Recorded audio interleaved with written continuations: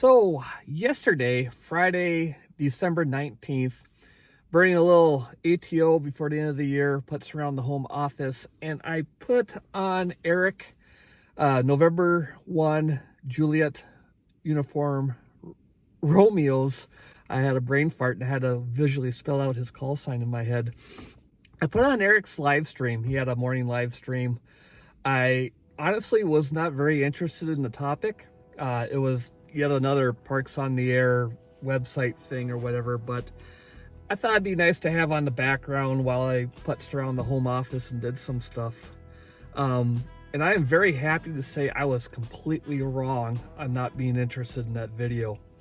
Perry was his guest. His call sign escapes me, but I'll put it right down here. He was going over the website that he's been developing, and it's pretty cool.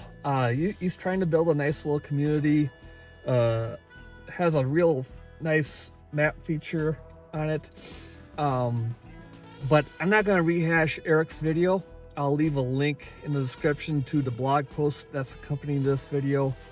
Right at the very top will be a link to Eric's video, along with the link to the website and a link to the topic that they brought up, which is the topic of this video, which really got my interest.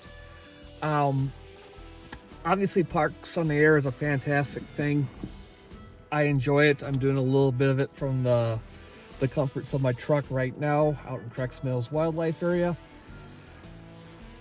But for me and a lot of people, well, let me back up a bit here. One of the things that makes Parks on the Air so great is the accessibility and how the developers made it such of a gamification with all the points and awards and the standings and the little dashboard on your awards page where you can see the progress rings get greener and greener as you go through. I'm not the type that really gets too into those online awards, but I gotta be honest, even though I don't really care about that kind of stuff, when I do upload a log and I see that one of those progress rings is getting closer, it kind of makes me want to get out and do more. So it is cool. But the topic that they brought up in Eric's live stream and the topic of this video, sorry it took me 2.5 minutes to get to it, but you know me, is that Perry on his website, the website is POTA.news, and they're going to start their own award system, it sounds like. A little more challenging than the run-of-the-mill stuff for Parks on the Air. And granted, some of their awards are a bit of a challenge, but I digress. The award that they're going to start in the very beginning of next year, in a few weeks from now, in January 2026, as I record this, is the Pack Mule Award. And this is kind of to get people to stop, or not necessarily stop, but explore other options of Parks on the Air than operating from a vehicle like this or the nearest picnic table. The requirements is you have to hike or move a half mile, I think is the distance they're going with now. It hasn't been fine-tuned yet. But at any rate, you're going to have to leave your vehicle and walk or hike a defined minimum distance before you do your activation. In order to get the award, you're going to have to do this 100 times, 100 activations.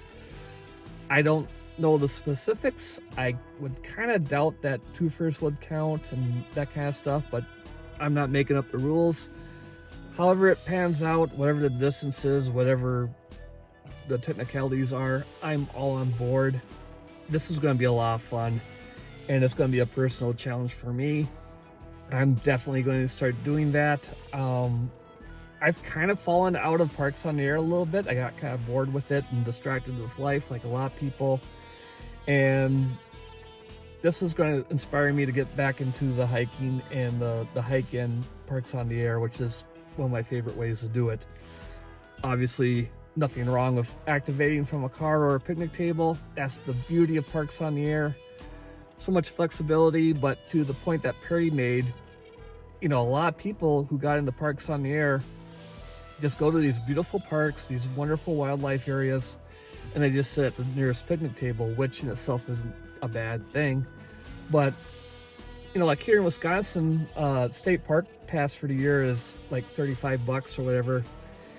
And our parks are pretty dang cool. There's a lot of stuff to see, a lot of trails. So this is a good reason to not just sit on your picnic table, get up and get a little exercise. So I'm really excited to see where this goes.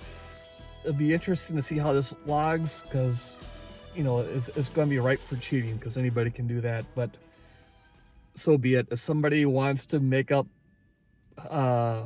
a log that says that they hiked when they didn't, just so they can get another online award for nothing, so be it. I mean, obviously, we all know that people put in fake logs for Parks on the Air the way it is. So if that's your thing, have fun being pathetic. But yeah, I'm not going to ramble on about the website. Check it out if you want. Better yet, check out Eric's video. I have a link to my blog post where I go in more depth on this topic that I already wrote, along with a link to POTA.news, but that's it. And then a link to their article on the Pack Mule Award. And I've been a little out of touch on the ham tuber universe. This is the first time I was made aware of POTA.news. Maybe it's been around for a while. I don't know. I don't keep up on things as much as I should, but I'm trying to get better. So if he hasn't been around on the other live streams, you know how ham tubers are. If he gets on the ham tuber live stream circuit, I'll see you in the comments. Yeah, I just want to say that I'm really excited about this Pack Mule Award, and I'm interested to see where this POTA.news website goes and what other fun, more challenging awards they come up with. So that's it. Have a good one. 73. Blah, blah, blah. But why do I have to burp right when I turn the video on? Right. POTA.news.com, or no, POTA.news. Sorry. Habit and everything with .com. I should probably edit this part out, but we'll see how lazy I am with editing.